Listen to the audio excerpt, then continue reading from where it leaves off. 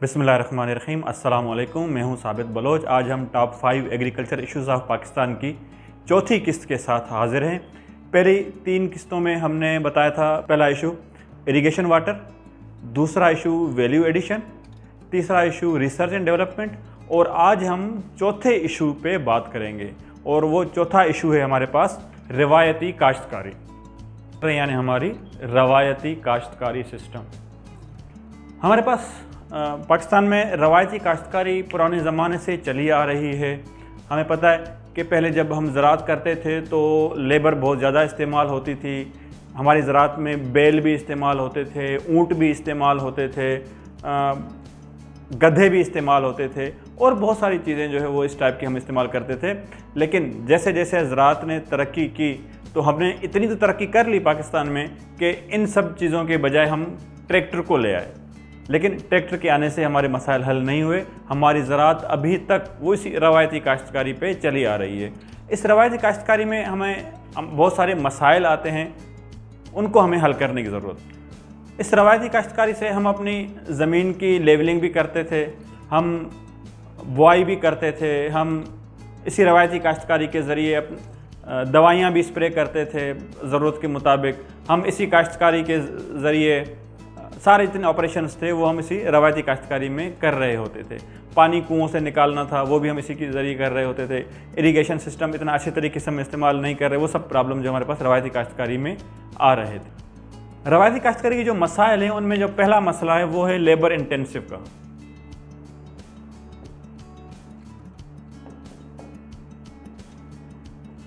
यानी हमारे पास रवायती काश्तकारी में लेबर बहुत ज़्यादा रिक्वायर्ड होती है। हर काम के लिए हमें लेबर चाहिए।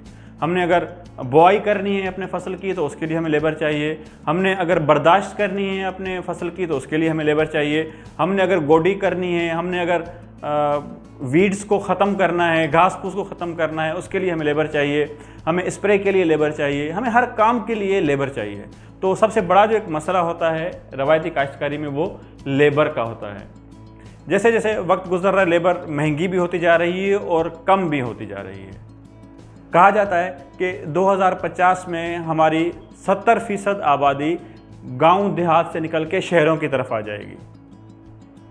अगर 2050 तक हमारी आबादी गांव से निकल के देहातों से निकल के शहरों में आ जाएगी तो ज़ाहिर है हमारे पास लेबर नहीं बचेगी। तो उस मसले को भी हमें हल करना है कि हम क्या तरीके अपनाएं जिसके ज़रिए हमारा इन्हिसार लेबर पर कम से कम हो जाए। दूसरा जो मसला है हमारे पास रवायती काश्तकारी का वो ये आता है कि हमारे पास जो हम सीड यूज़ करते हैं वो प्रीवियस क्रॉप का यूज़ करते हैं। जो हमने पिछली फसल में जो हमने बर्दाश्त की थी उसमें से सीड बचा के हम रख लेते हैं और अगले साल फिर वही इस्तेमाल करते हैं। फिर उसका सीड बचा के रख लेते हैं, फिर अगले साल हम वही सीड इस्तेमाल कर रहे होते हैं। ये हम बरस से करते आ रहे हैं। इससे नुकसान ये हो रहा है कि हमारी जो पैदावार है वो इसकी वजह से कम होती जा रही है।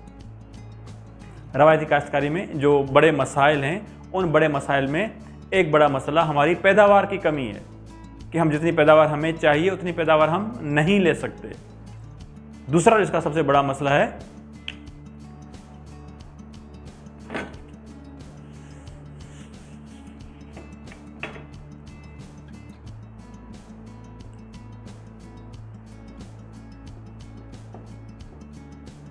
पहला मसला कि हमारे पास पैदावार कम आ रही है। हम वही पुराने ज़माने के जो हैं वो बीज इस्तेमाल करते आ रहे हैं। वो पुराने ज़माने के बीजों के इस्तेमाल से उनकी जो प्रोडक्शन जो पैदावार है वो सलाहियत कम होती जा रही है और हम उन्हीं को ही इस्तेमाल करते आ रहे हैं। एक बड़ा मसला जो रवायती काश्तकारी में हमें वो हमारी पैदावार में कमी की सूरत में हमें जो है वो बर्दाश्त करना पड़ता है। दूसरा जिसका मसला है वो है हमारे पास टाइम की कमी। इसमें टाइम बहुत इस्तेमाल होता है। दूसरा जो मसला है वो टाइम का है कि टाइम बहुत ज़्यादा लगता है हमारा। अगर हमने रवायती तरीके से लेबर के ज़रिए अपनी फसल की बुआई करानी है तो हमारी लेबर एक दिन में कितने एकड़ कर लेगी? 4 एकड़ 5 एकड़। लेकिन अगर हम 4-5 एकड़ एक दिन में बुआई करेंगे तो अगर हमारे पास 500 एकड़ हैं तो वो कितने दिन में उसकी बुआई होगी? पूरा सीज़न इसमें गुजर जाता है हमारा। तो ये दो हैं जो वो बड़े मसाइल हमें फेस करने पड़ते हैं रवायती काश्तकारी में। जो हम पुराने बीज इस्तेमाल कर रहे हैं उनकी पैदावारी सलाहियत कम होती जाती है और पैदावारी सलाहियत कम होने से हमारे पास जो पैदावार है वो कम आ रही है। दो ये मसाइल हो गए। रवायती काश्तकारी में जो तीसरा मसला है वो है फर्टिलाइज़र यानी खाद। खाद में जो हम खाद इस्तेमाल करते हैं वो उसमें एक तो मसला ये है, खाद में हम एक ट्रेडिशनल तरीके से खाद देते जा रहे हैं। जो हमारे बाप दादा खाद देते थे हमने वही खाद डालनी है, पुराने ज़माने से जो हम डालते आ रहे हैं हर फसल में डालनी है। जो खाद डालनी है वही डालनी है और वही खाद हर फसल में डालनी है। हमने ये नहीं देखना कि हमारे कौन से फसल की क्या रिक्वायरमेंट है, कि हमने गेहूं में क्या डालना है, चावल की फसल में क्या डालना है, कमान में क्या डालना है, सब्जियों में क्या डालना है, आम में क्या डालना है, केले में क्या डालना है। हर फसल के लिए अलग अलग खाद को हम नहीं देखते, हमने हर फसल में एक ही खाद डालनी है। हम ट्रेडिशनल तरीके से हम खाद डालते आ रहे हैं। उसके बाद हम ये नहीं देखते, हम सॉइल सैंपलिंग नहीं करते। हमें नहीं पता कि हमारे पास हमारी ज़मीन में कितने न्यूट्रिएंट्स, कितनी ग़िज़ाई अज्जा मौजूद हैं और बाकी हमने कितने देने हैं, वो भी हम फर्टिलाइज़र में हम नहीं देखते। बस हमें बग़ैर सॉइल सैंपलिंग के, बग़ैर सॉइल एनालिसिस के हम ऐसी खाद अपनी देते जाते हैं। तो ये जो दो मसाइल हमारे पास ये खाद में आते हैं। तो सबसे पहले लेबर का मसला आता है हमारे पास रवायती काश्तकारी में, उसके बाद बीज का मसला आता है, तीसरे नंबर पे हमारे पास खाद और फर्टिलाइज़र का मसला। चौथे नंबर पे पेस्ट कंट्रोल। जो हमारे पास बीमारियां आती हैं हमारे फसल में, जो हमारे पास कीड़े मकोड़े आते हैं, उनको हमने कैसे कंट्रोल करना है।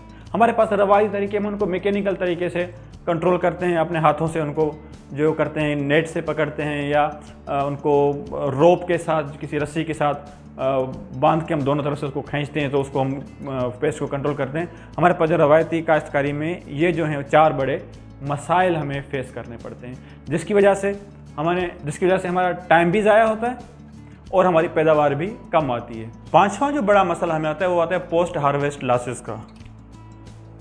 हमने हार्वेस्ट मैन्युअल लेबर से करवा के रख दिया फसल, वहीं पे लेबर से हार्वेस्टिंग करने में काफ़ी हमारा जो अनाज है वो वहीं पे गिर के ज़ाया हो जाता है। हमने ज़मीन में रख दिया कुछ अरसे के लिए, 8, 10, 15 दिन के लिए, वो वहीं पे हमारा कुछ अनाज वहाँ पे गिर गया, ज़ाया हो गया। वहाँ से उठा के हम कहीं पे लाए उसको साफ़ करने के लिए, रास्ते में वो ज़ाया हो गया। तो इस तरीके से हमारे जो लॉसेज हैं पोस्ट हार्वेस्ट लॉसेज, वो तकरीबन 30 से 40% जो हमारा अनाज है वहाँ पे पोस्ट हार्वेस्ट लॉसेज में ज़ाया हो जाता है हमारे रवायती तरीके से करने में। इसलिए ज़रूरी है कि हम मॉडर्न एग्रीकल्चर जो है उसको अपनाएं, जदीद ज़राअत को अपनाएं, जिसके ज़रिए हम अपने ये मसाइल भी हल करें, हमारी पैदावार भी अच्छी आ जाए, हमें टाइम भी कम लगे, हमें लेबर की परेशानियां भी ना हों और हमारे जो पोस्ट हार्वेस्ट लॉसेज हैं वो भी कम हो जाएं। अब हम आते हैं मॉडर्न एग्रीकल्चर यानी जदीद ज़राअत पे, कि जदीद ज़राअत पे हमें क्या फ़ायदे हैं। जैसे मैंने शुरू में कहा कि 2050 तक हमारी 70% आबादी गांव देहात से निकल के शहरों में आ जाएगी। जब हमारी ये सारी आबादी शहरों में आ जाएगी तो हमें जो मौजूदा आबादी होगी, क्या वो हमारी लेबर की ज़रूरियात पूरी कर सकेगी? नहीं कर पाएगी। इसलिए हमें लेबर पे कम से कम इन्हिसार करना होगा ताकि हमारी पैदावार भी बढ़ सके, टाइम भी बच सके और हम अच्छी जो है पैदावार ले सकें। उसके लिए हमें जदीद ज़राअत के ऊपर जाना पड़ेगा। जदीद ज़राअत में जो एक सबसे जो इनोवेशन है वो है मैकेनाइज्ड एग्रीकल्चर की।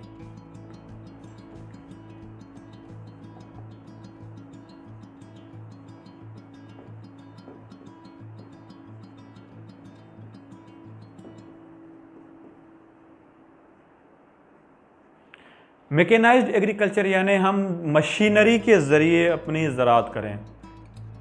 इन अदर वर्ड्स, दूसरे अल्फाज में हमें लेबर पे अपना इन्हिसार कम से कम करना पड़ेगा, मशीनरी पे अपनी ज़राअत करनी पड़ेगी। यूरोपीय ममालिक में एक जोड़ा मियाँ बीवी 2 मिलके सैकड़ों एकड़ खुद जो है वो काश्तकारी कर रहे होते हैं। कैसे? इसी मैकेनाइज्ड एग्रीकल्चर के ज़रिए। जब मैकेनाइज्ड एग्रीकल्चर करेंगे तो कम से कम लोगों इंसानी इन्हिसार से हम अपनी ज़राअत बेहतर नमूने से, बेहतर तरीके से कर पाएंगे। मैकेनाइज्ड एग्रीकल्चर के फ़ायदे क्या हैं?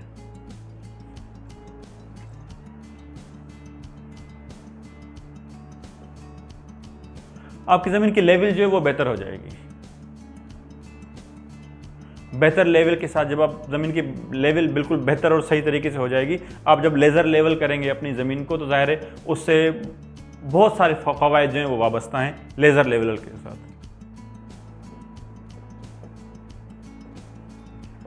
नंबर 2 पे आपका टाइम बच जाएगा।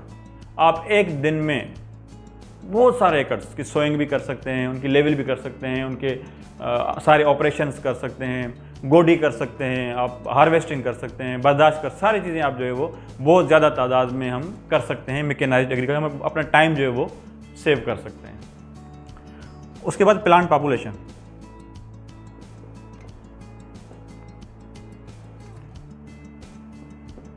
जो पौधों की तादाद है वो भी हमें जो रिक्वायर्ड जो हमें ज़रूरत है वो मिल जाएगी। अगर हम DSR के ज़रिए चावल की सोइंग करेंगे, चावल की काश्त करेंगे, तो ज़ाहिर जितने हमें पौधे चाहिए वो हमें पौधे मिल जाएंगे। अगर हम ज़ीरो टिलेज ड्रिल के ज़रिए या ड्रिल के ज़रिए अपनी गंदम की काश्त करेंगे तो हमें जितने पौधे चाहिए उतने पौधे हमें मिल जाएंगे। जब हमारी प्लांट पॉपुलेशन पूरी होगी तो उसका अल्टीमेटली इम्पैक्ट जो हमारे यील्ड पे आएगा कि हमारी जो यील्ड बढ़ जाएगी। प्लांट पॉपुलेशन पूरी होगी तो उसका नतीजा क्या निकलेगा, हमारी यील्ड बढ़ जाएगी। या तो बहुत कम पोस्ट हार्वेस्ट लॉसेस होंगे या नहीं होंगे। कंबाइन हार्वेस्टर्स यूज़ करते हैं, उसमें या तो पोस्ट हार्वेस्ट लॉसेस होते ही नहीं हैं, या अगर होते भी हैं तो उसके मुकाबले जो रवायती काश्तकारी है उसके मुकाबले में बहुत कम हमारे लॉसेस होंगे, हमारी यील्ड जो हमारी पैदावार बढ़ जाएगी। हम जो हाइब्रिड सीड्स इस्तेमाल करते हैं जिनमें जेनेटिकल मॉडिफिकेशन की जाती है उन बीजों में, वो जेनेटिकल मॉडिफाइड बीज जब हम इस्तेमाल करेंगे तो उनकी पैदावारी सलाहियत बहुत ज़्यादा होती है, हमें बहुत ज़्यादा जो है वो यील्ड मिलेगी, हमें अच्छी पैदावार मिल पाएगी अगर हम हाइब्रिड सीड्स का इस्तेमाल करेंगे जो कि हमारे पास मॉडर्न एग्रीकल्चर में आते हैं। बीमारियों को या इंसेक्ट्स को, कीड़ों मकोड़ों को कंट्रोल करने के लिए हम IPM के मॉड्यूल पे जाएंगे। इंटीग्रेटेड पेस्ट मैनेजमेंट, ज़रूरी नहीं है कि हम स्प्रे के ज़रिए अपने जो वो कीड़ों मकोड़ों को कंट्रोल करें, उसके लिए हमारे पास जो शुरू के काफ़ी और मेथड्स होते हैं कि वो कीड़े किस तरीके से आते हैं, क्या उनके शेल्टर हैं, उनके शेल्टर्स को हम ख़त्म करें ताकि वो कीड़े आए ही ना, उनके जो कैरियर्स होते हैं उनको हम ख़त्म करें, उनके जो होस्ट प्लांट हैं उनको ख़त्म करें। यानी एक पूरा एक IPM का सिस्टम है, इंटीग्रेटेड पेस्ट मैनेजमेंट का पूरा एक प्रोसीजर है, हम उसको अपनाएंगे जिसके ज़रिए हम अपने पेस्ट को, कीड़ों मकोड़ों को और बीमारियों को कंट्रोल कर सकते हैं। उसके बाद AI आता है, आर्टिफिशियल इंटेलिजेंस। ये IPM से एक स्टेप और आगे है, जिसमें हम अपने फसलों को मॉनिटर कर सकते हैं, उनको सेंसर्स लगा सकते हैं ताकि हमें उन फसलों में अगर कोई बीमारी आती है हमें उसका पता चल सके, अगर किसी न्यूट्रिएंट की डेफिशिएंसी आती है हमें उसका पता लग सके, अगर पानी की कमी ज़्यादती हो हमें उसका पता लग सके। इसके लिए हम ड्रोन्स को भी इस्तेमाल करते हैं और सेंसर्स को भी इस्तेमाल करते हैं। ये दो चीज़ हमारे पास जो है वो आर्टिफिशियल इंटेलिजेंस में इस्तेमाल होती हैं। अगर हम अपने रवायती काश्तकारी को छोड़ के जदीद ज़राअत में, जदीद काश्तकारी में आ जाएं तो ये सारे चीज़ें अपना के हम अपनी पैदावार को बढ़ा सकते हैं। इसके बाद इंशाल्लाह आखिर में जो हमारा 5वां इशू है वो उस पर हम इंशाल्लाह नेक्स्ट वीडियो में डिस्कस करेंगे, और वो एग्रीकल्चर मार्केटिंग का। इंशाल्लाह हम एग्रीकल्चर मार्केटिंग पे नेक्स्ट वीडियो में हम उस पर डिस्कस करेंगे। बहुत शुक्रिया।